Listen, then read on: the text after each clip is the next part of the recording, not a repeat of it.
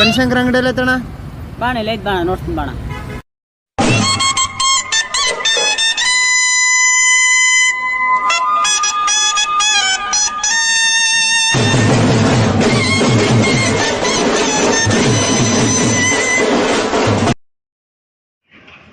ಅಣ್ಣ ಇದೇ ನೋಡೋಣ ಟೈಲ್ಸ್ ಅಂಗಡಿ ಬನಶಂಕರಿ ಅಂತ ಎಂಟರ್ಪ್ರೈಸಸ್ ಅಂತ ಇಲ್ಲದ ಬಾಣ ಟೈಲ್ಸ್ ಅದ ಬಾಣ ಯಾವ